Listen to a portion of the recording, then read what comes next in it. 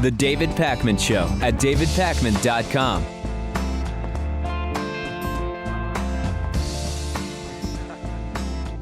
It's been a tough time for sensible gun-related legislation. And in the midst of total chaos when it comes to gun legislation, we do have a little bit of sanity.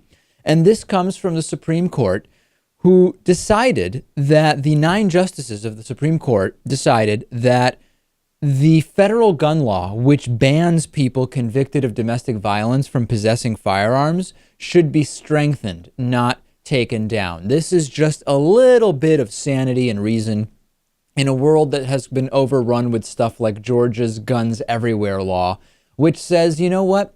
Let's bring guns into bars. Let's bring guns into classrooms. Let's even, if the pastor wants them, bring guns into church. Okay, that's not what this is. In a 9-0 decision, the High Court said that the ban extends to anyone who has pleaded guilty to at least a misdemeanor charge of domestic violence, even in cases where there was no proof of violent acts or physical injury. And this is a very important thing. This is truly a meaningful decision because it overturns decisions made individually in several regions across the country, including the U.S. Ninth Circuit Court of Appeals in California, which said the ban applies only to convictions that involve a violent use of force. So this would mean that if you have convictions or guilty pleas, even misdemeanors or felonies, when it comes to domestic violence, that were not physically violent uses of force, those perpetrators would still be allowed to own guns. And I think it is not a far stretch to assume that if you did something that was not physically violent, yet still illegal enough to get you convicted of a misdemeanor or felony, it's not a very far jump to assume that the next step would be physical violence. And as such, we probably want to keep guns away from you. So this is an absolutely correct ruling. And, you know, it's something, Lewis, in the midst of total chaos when it comes to gun control. Right. But it's not enough, David. It's not gonna keep everyone safe, is it? No, it's not going to keep everyone safe. And this, to give you one story related to this ruling, back in 2009, James Castleman was charged with violating federal gun laws when he was caught with firearms. But a federal judge and the U.S. Sixth Circuit Court of Appeals dismissed the charges against him because they said, well, there's no proof that he had violent contact with his victim of domestic violence. And this is specifically the type of case that would address. I spoke to a friend of ours, Lewis, over the weekend when I was in Massachusetts, and you know who I'm talking about. He's a very big gun guy. He has 40 or 50 guns. He's a collector. He goes to the range. He likes shooting guns. Really a guy who likes being able to legally buy any number of different types of guns, okay? He said, I wouldn't go to Florida. I wouldn't go to Georgia. It's crazy down there. In Florida, they're trying to make it legal to fire warning shots. Georgia's bringing guns into bars. He says there's no bigger gun enthusiast than me, but what's going on in parts of the country is absolutely insane. It was kind of nice because it made me feel like, oh, here's someone who actually is a gun enthusiast, but understands that the Second Amendment isn't this carte blanche to have shoulder-mounted RPGs while you're drinking in a bar with kids, right? I mean, there are limitations here which do not infringe on the Constitution. Right.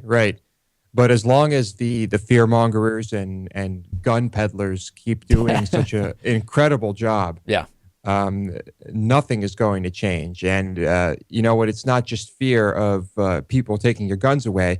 It's all this fear of government takeover, scenarios too. No question about it. And we just have to remember that when you're praying at the altar of the Constitution, literally interpreted based on what the founding fathers knew when it was written, and that becomes your de facto Bible, you're going to have positions that are both outdated and irrelevant for modern society. Some kind of bizarre news related to the Malaysian Airlines MH370 Boeing 777 disappearance. We talked at the beginning of the week how Malaysia had formally in the sense that they texted some of the victims whose phone numbers they had and made a public statement, that they have said, this is we're getting to the end of the road here. We have to just realize that at the bottom of the ocean is where the Boeing 777 and its passengers and crew ended up. It's not the end of the story, though. Of course, there are still different groups that are interested in finding the plane itself. And a Malaysian team have now told relatives of some Chinese passengers on board the missing flight that there was some sealed evidence that cannot be made public. This was as they came under fire from angry relatives of the victims saying they've mishandled the situation.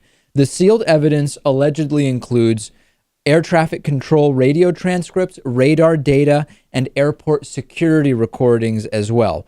And I have to tell you, Lewis, I don't understand why there is this sealed evidence. But what I can tell you, just having even the most fundamental understanding of human nature, nothing stokes conspiracy theories more than inexplicably sealed and secret information that no one knew existed. If you're trying to reduce the conspiracy theories in anger when they're already existing, the last thing you want to do is allude casually to the existence of sealed information. Right. For those with vivid imaginations, this is I don't know, the fountain of youth. This is the Ark of the Covenant. This is incredible. But I mean, to me, what it sounds like is that this sealed evidence is probably just a sign of incompetence on behalf of Malaysia Airlines. There's two sides to this. There's one side which kind of agrees with what Lewis is saying, which is this is just gross incompetence. It's lucky that Malaysia and Malaysian Airlines haven't had to deal with these things recently because clearly they're completely incompetent. There's another side which is much more accusatory when it comes to what's going on in Malaysia and with Malaysian Airlines, which is that there's a culture of secrecy there and that it is not about incompetence, but it is about the culture which just says, hey, this is our business and we're just not going to tell people stuff. That's far more sinister. And I've gotten 5 or 10 emails suggesting that that's what's going on.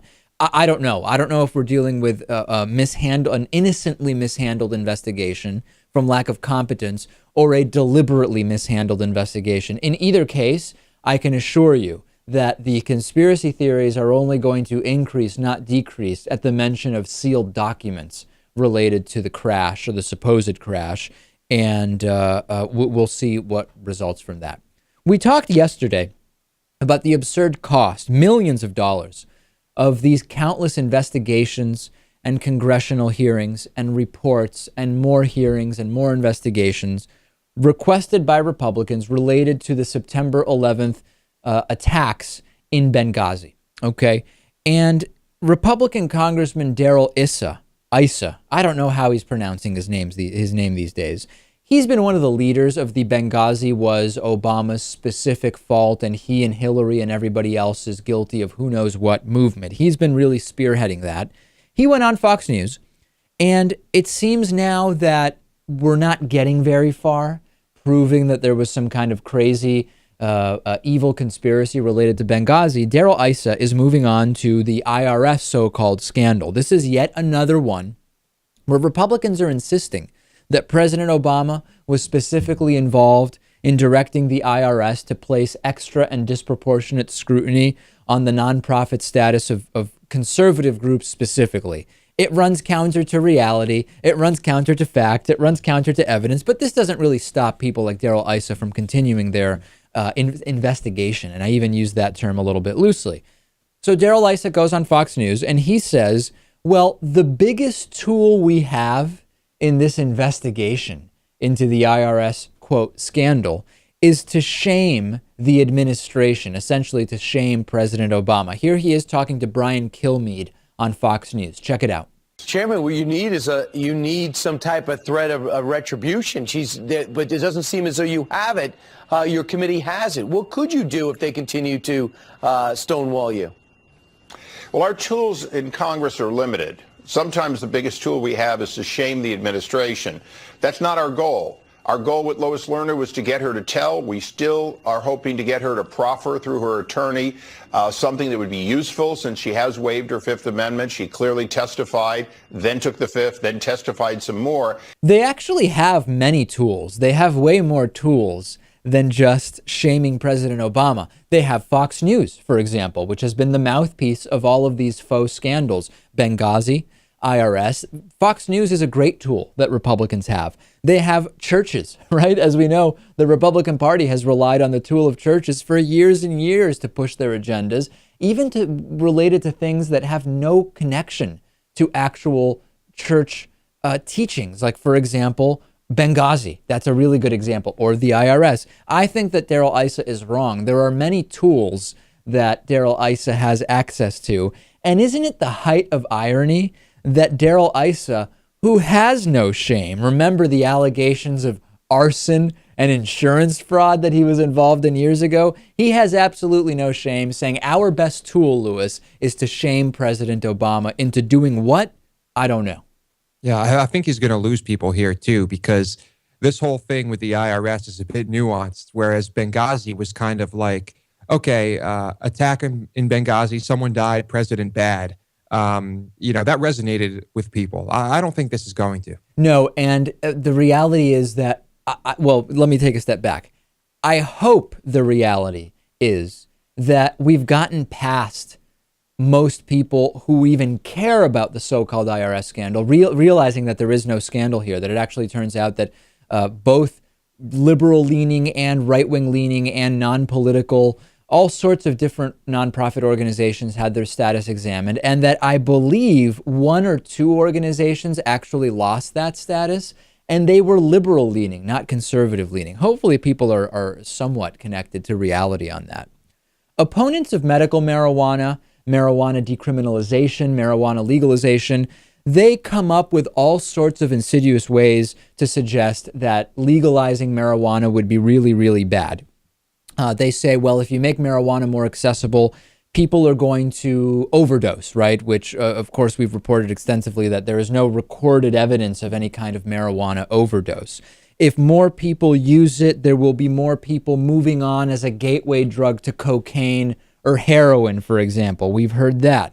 We've heard that, well, if more people are using marijuana, they're going to get more involved in crime, for example. That's another popular one. We actually have information now. For the first time, we have a study published in the journal PLOS One, which talks about, will marijuana legalization actually lead to more crime? Will medical marijuana dispensaries lead to more crime? And the answer, unsurprisingly, to a lot of people who have been paying attention to this, is no.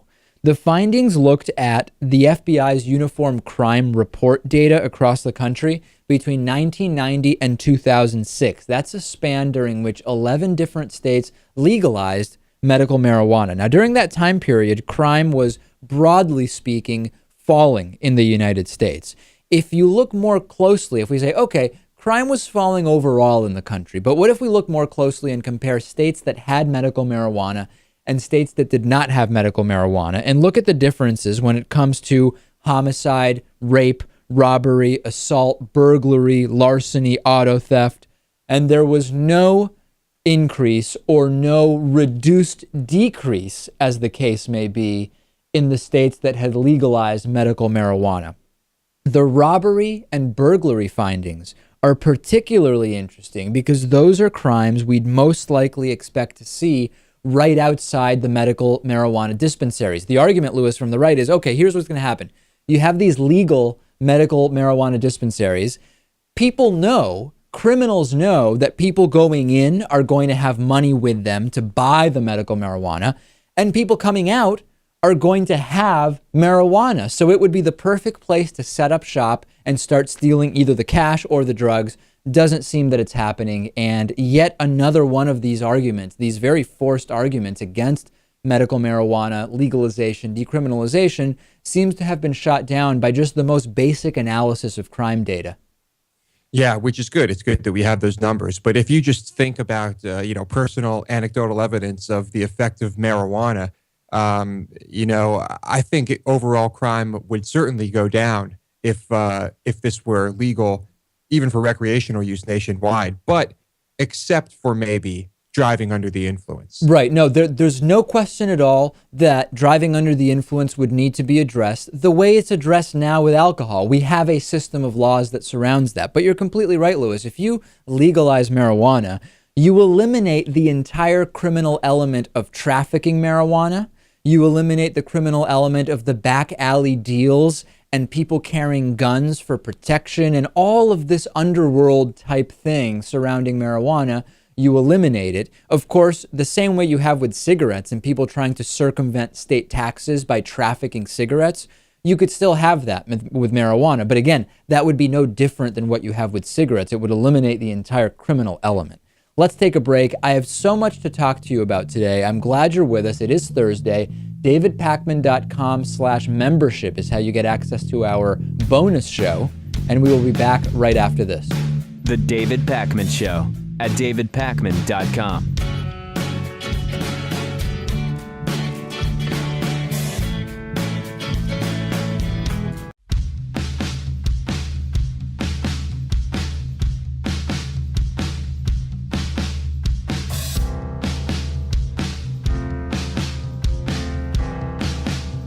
Welcome back to the David Pakman Show. Very quickly before the mails start pouring in, I have been advised that when I was saying the word insidious, that it sounded like I said insidious or something like that. That's not what I meant to say. It was just a slip of the tongue. Also, Lewis has advised me during the break that I said dispensary and that it is actually a dispensary. So, I just want to get that out. We're aware of these mispronunciations, and just remember, English is my second language, and I'm doing the best I can with everybody. If you're worried about liberal bias in statistics, facts, and other reality-based things, you should check out how liberalbias.com unskews reality. They also help make possible the David Pakman Show membership program, which is a really cool thing. And today's new member of the day is Ryan Giroux. Ryan, thank you for being a David Pakman Show member. Join him at davidpakman.com/membership. And for 3 more days, davidpakman.com/Reddit, REDDIT. That'll get you a free t-shirt. We hear all the time about the American right advocating small government, and they criticize those who receive government benefits. They call them takers. They are receiving these handouts, which they have not earned. They're in favor of people doing it themselves, pulling themselves up by the bootstraps rather than relying on others. And of course, they're in favor of paying less taxes and not seeing their taxes redistributed, evil redistribution to those who have not earned it.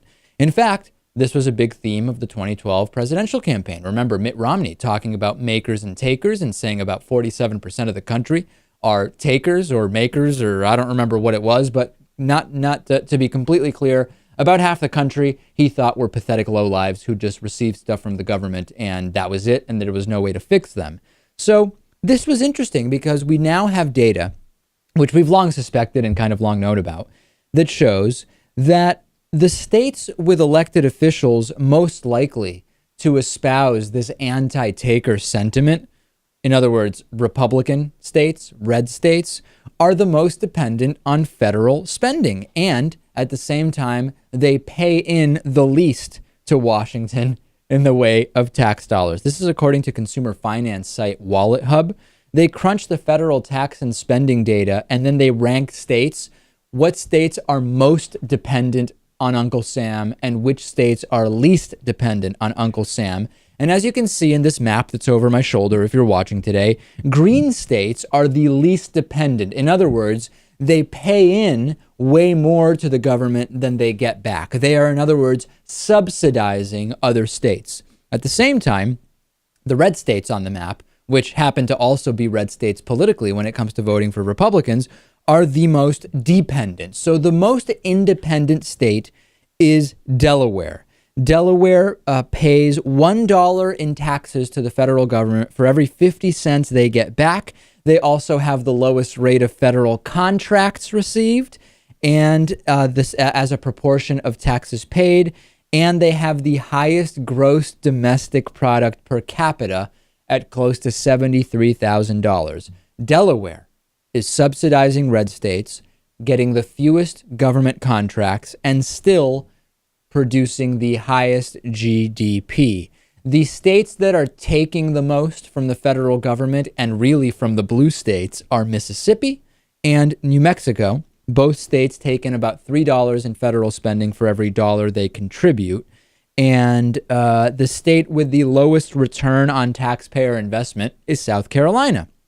South Carolina citizens pay about $1 in taxes per capita for every $7.87 in federal funding received. That's right. Super red, super conservative, super pro-family, pro-Jesus South Carolina is taking 7.8 times more from the government than they take in. Can you talk about redistribution of wealth here that Republicans claim to oppose? Look at the redistribution of wealth that is keeping the red states afloat. Yeah, it's incredible. Just imagine what this country would be like if all of the states we're talking about here modeled themselves after the states that were far more independent. Listen, as a legal resident, Lewis, of Massachusetts and now living here in New York, I am taking the conservative point of view, and I am sick and tired of seeing my tax dollars go to help these takers in red states like where you are in Texas, Lewis. This is redistributing my money to people in red states. I am fiscally conservative. Everybody in the red states should be able to pull themselves up by the bootstraps somehow and live the American dream, etc. And why are my tax dollars going there? It's really unfair redistribution of wealth. It's amazing, especially when I think about the numbers of millionaires and billionaires right here in Austin. It's truly shocking. World Vision International is an evangelical Christian humanitarian aid, development, and advocacy organization. And this has grown into one of the largest relief and development organizations in the world. Their total revenue is about $2.79 billion back in 2011.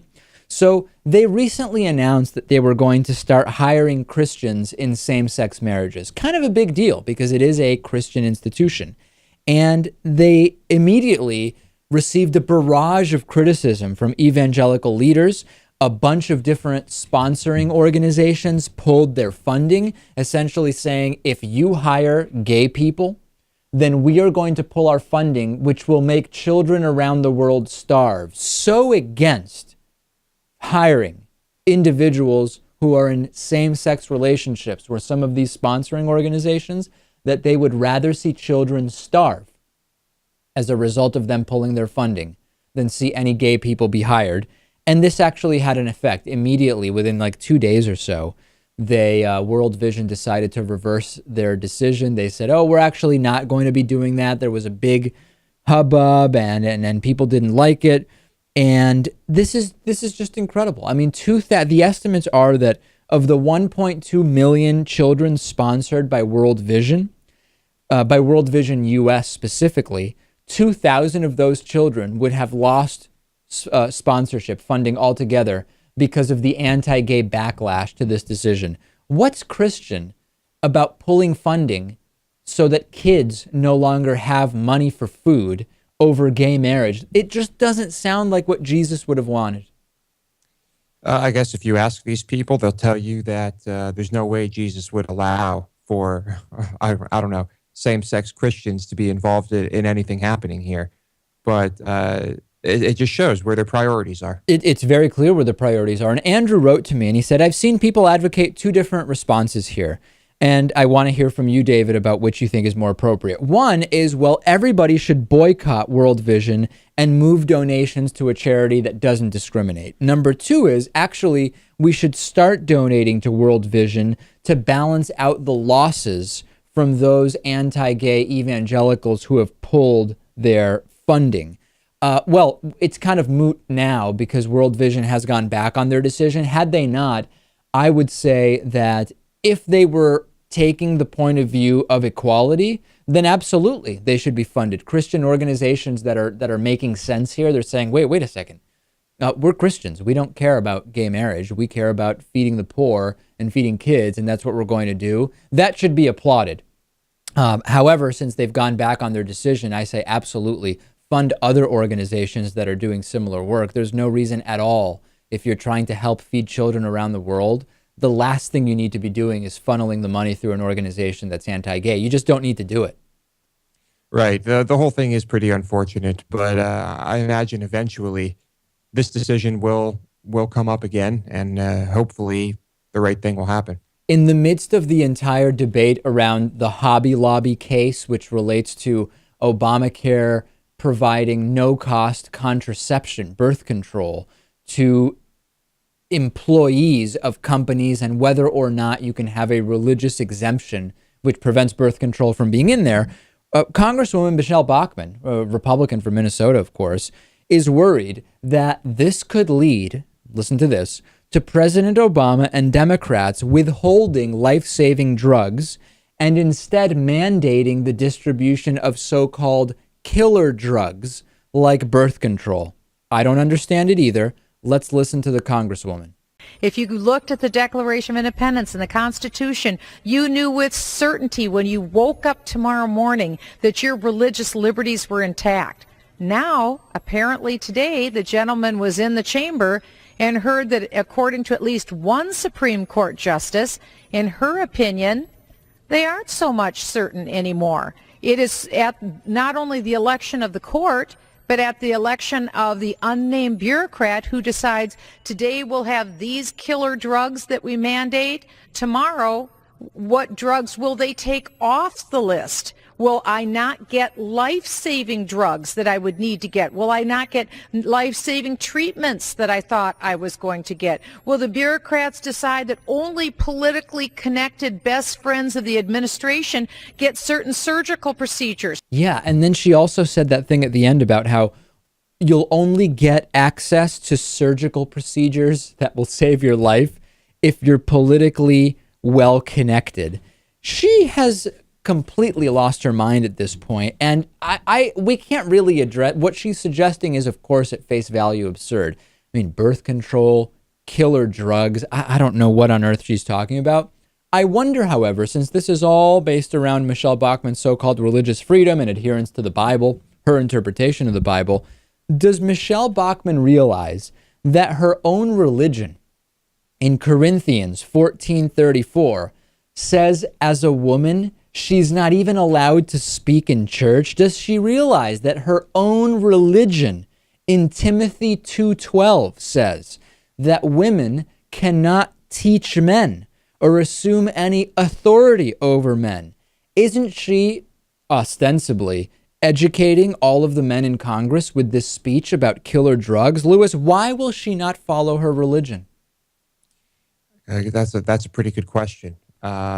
Maybe she leaves those parts out, as often people do. They tend to just pick and choose different verses in the Bible and kind of just stick with those. Does anyone else notice that when right-wingers use the term religious liberties, they're referring to the social privileges they desire by virtue of being Christians in the United States? Their liberties are not being threatened at all. It's the privileges that they want and want to have imposed on others that are being correctly questioned, and people are saying, wait a second, does this make sense at all? It's always a religious liberty that is being attacked. Oh, and freedom of speech too, Lewis. Freedom of speech is, it's all just intertwined. There's really no separating, no separation of anything here. Corporations are people, and money is speech, and religious freedom is the ability to impose your beliefs on others, even if they violate those others' freedom of speech. But it is actually Dr. Laura who lost her freedom of speech when people were offended that she used the N-word 11 times on the radio. Yeah, it's quite a racket that they have going, I'll tell you. Also quite a racket, cats are now watching the David Pakman Show. This is huge breaking news. We'll have that for you next. You're not going to want to miss it. The David Pakman Show at davidpakman.com.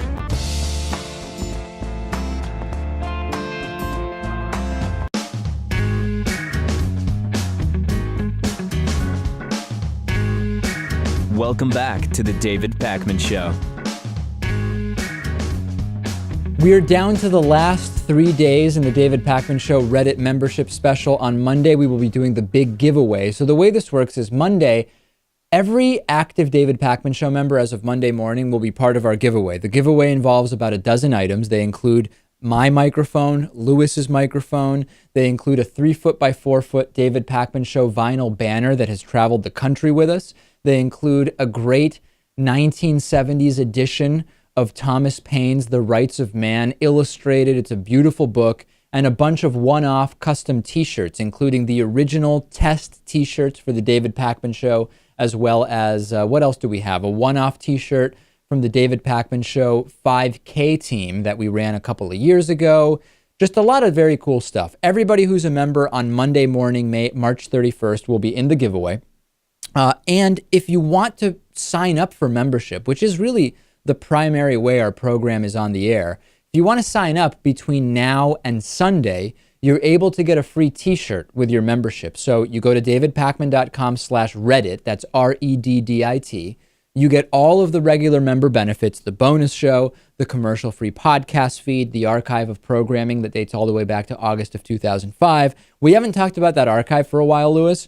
The programs in 05, 06, and 07 are so embarrassingly bad that I wish we could strike them from the record. But since we can't really remove them from the internet, we might as well set it up as a membership perk. But every once in a while, people email me and they're like, wow, the show was really weird in 2006, David. Yeah, I think if there's one thing we are guilty of when it comes to wanting to erase history, it's a few years of our episodes. But yeah, we'll just leave them alone. Yeah, so anyway, you get all those membership benefits. But in addition to that, if you sign up at davidpakman.com/Reddit between now and Sunday, we'll send you a free t-shirt. The t-shirts are super soft, comfortable, made from 100% recycled materials, and printed in the United States. So very exciting stuff. And I also have a big announcement.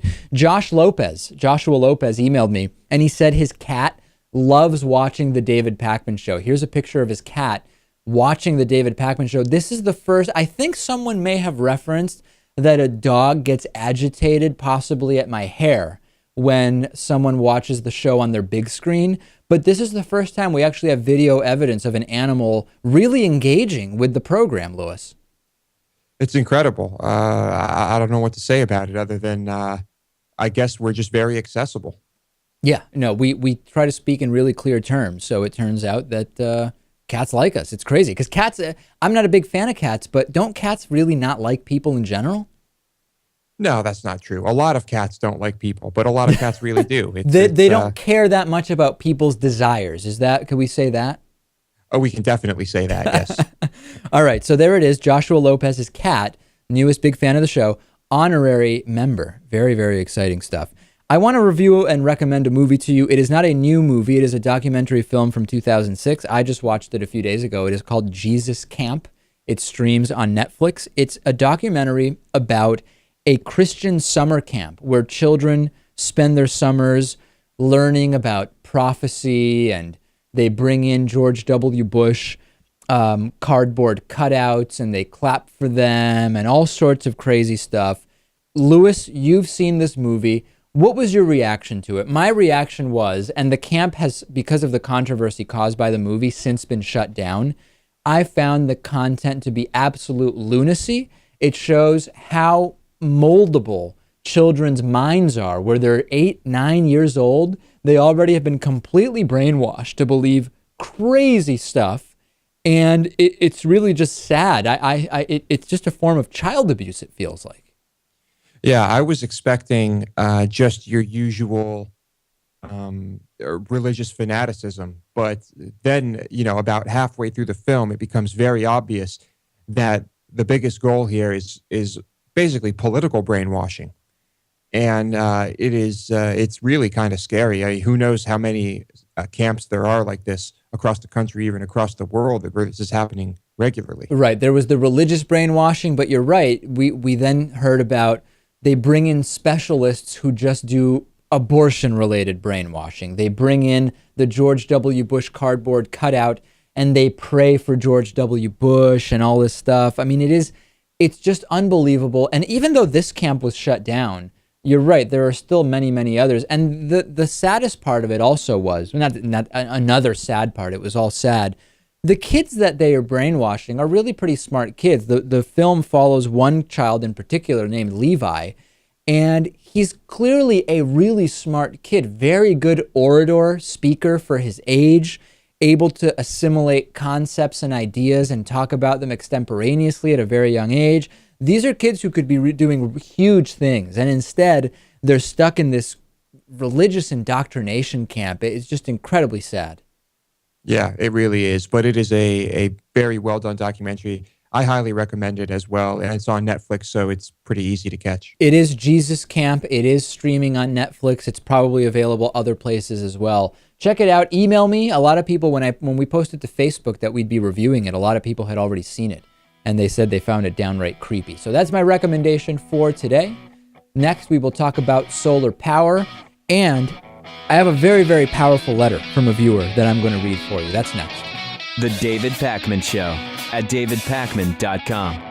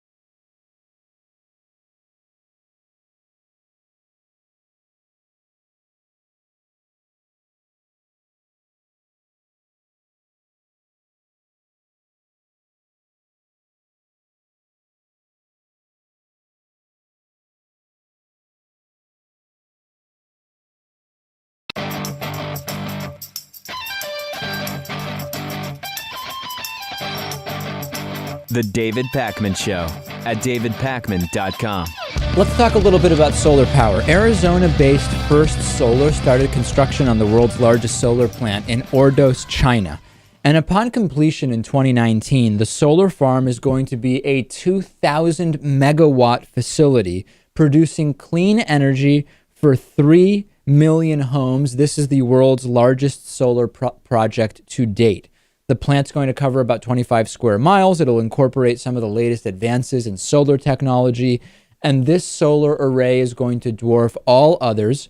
First Solar's 550 megawatt project in California and the Army's 500 megawatt solar thermal project in the Mojave Desert do not even come close. And the thing I want to talk about here is that the United States is really falling behind when it comes to alternative energy development. We know about the influence of lobbyists. We know about the plutocratic dollarocracy system that we have in this country. We know about the influence of the petroleum corporations and the lobbies. But what's interesting, Lewis, is that even the United Arab Emirates, which is almost like a holy grail of petroleum, has invested countless dollars. It's certainly billions, could be even more, according to some records, in alternative energy. The renewable generation capacity of the Gulf could reach 100 gigawatts by 2030, with about 60 gigawatts expected in Saudi Arabia alone. So even though we are talking about oil-rich, petroleum-based economies, we could almost say, In the United States, we still seem to be mostly stuck under the thumb of Shell, Exxon, BP, Texaco, our government, which is run by special interests, and the rest of the world is moving ahead every single month, every single day on alternative energy.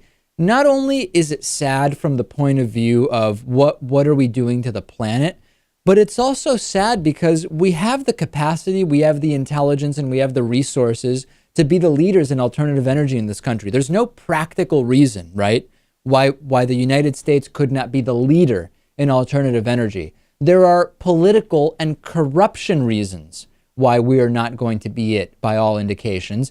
And Republicans and Democrats alike seem unable or unwilling to drastically change the situation, which is what we need. It's funny. After looking at this, it's looking like when the oil does dry out, who will we be looking to? Right. They're going to be ready. They're already developing. Yeah. And we'll probably have contracts with them for renewable energy projects in this country, and the money will still be going over there. It's just unbelievable when we hear supposedly we want to be energy independent, right? And we have ways to do it. We have all the resources in the world. We have the intelligence. We have everything we need, but we just don't seem to have the political will or ability to get out from under the backbreaking weight of lobbyists and petroleum corporations. It's truly sickening. I got an email from an evangelical pastor who has both turned liberal and has come out of the closet, and in part says the David Pakman Show is to thank for his revelation. I'm going to read this to you. We're keeping his name off of this. It's an anonymous viewer. Hey guys, just want to give you a well-deserved shout out. As a longtime evangelical pastor, I'd been nestled for years in a type of conservative cocoon. I'm an intelligent man, but I admit to buying into pretty much everything I was taught regarding politics, human rights, etc. Fox News was king, and I was a respecting subject. Over the course of the past few years, I've been challenging myself to do something that is strictly outside the conservative box, think for myself. So as part of the process, I began reading texts that I never would have thought of reading, and instead of maintaining an unbalanced devotion to one news source, I started toggling back and forth between Fox and CNN. Also, upon recommendation of a friend, I began using YouTube as a way to keep caught up on current events, opinions, etc., and that's how I found your show. I have to tell you, nothing has challenged me or opened my eyes more to the bigger picture than the short clips you post on YouTube. There are times I have to replay a clip because I can hardly believe what a bunch of idiots my fellow conservatives can be. It's embarrassing, to say the least. Also, I'm a man who has been in the closet his entire life. I'm gay. I only recently came out and accepted my orientation. Crazy, right? I'm not going to go so far and say that David and Lewis nudged me to open the closet door, but I will say that they've played an integral part of my finding a more balanced, honest, and respectable part of myself. And now, not only am I happier, but my ex-wife and kids are happier because the primary man in their lives is finally being true to himself, and I'm liberated. We're still a family, just different than we were before. Anyway, thanks guys for speaking the truth and getting the word out there that being right isn't always right. And looking at the world through a strictly conservative lens is like holding a pair of binoculars backwards. You'll miss the broader, more accurate details of whatever it is you're looking at. What a letter, Lewis. Wow. Yeah. I hope no one accuses us of, fabricating this. That is truly authentic right there. We modified nothing. I mean, that is the whole letter from start to finish, other than the guy's name. I can't say much. I mean, it's fantastic. We hear day to day about different people who are touched by the programming we do in one way or another, how they were able to bring up an argument when having a conversation with someone or something else. But this is really another level, and I think it's great. Why shouldn't you be able to live life as yourself? And it's just absolutely fantastic. Let's go to your go ahead, Lewis. Yeah, I was just going to say, this doesn't necessarily mean that our program is the best thing ever, but I think this really highlights the importance of independent media. It highlights that, and it also highlights how when you watch Fox News, you're not really being pushed to think for yourself, and you're not really getting any kind of alternative viewpoint. And that's really what puts you in a box as opposed to allowing you out of it. Our voicemail number is 219-2-DAVID-P. Here is Old Man Mike checking in with some great news. Hey, David, this is Old Man Mike calling, and I had originally sent you a check, but now you made it easy enough for me to figure it out. I've become a bona fide $5 patron. I mean, seriously, your voice is part of the cause, and I do what I can everywhere I can, and good luck, man. There you go. Bye. Old Man Mike, not only a member, but now a Patreon patron. You can find out more about that at patreon.com/David Pakman. That's patreon.com/David Pakman. And also The Honest Economist sending in his thoughts. Let's listen to that as well. Hey guys, this is The Honest Economist. Of course more guns means fewer shootings in Republican world, and more traffic means fewer accidents, and more money in the Swiss bank accounts of multimillionaires creates jobs, and starting wars makes the world peaceful, right? And giving people money for food makes them victims. It all makes perfect sense. In the real world, we call it nonsense. Thanks. The Honest Economist, not only honest, but pithy and accurate. The honest, pithy, and accurate economist calling in. On today's bonus show, we will talk about state-sanctioned haircut guidelines in North Korea. Would my haircut land me in jail in North Korea? We will discuss that. Also, evangelical Christians are raising the dead. You'll want to find out where the zombies are. And China selling bottles of air. Bottles of air. Where do they come from? Well, you're not going to believe it. DavidPakman.com/membership. It would be our pleasure to have you listening or watching to, no, that's wrong, listening to or watching our bonus show. See you then.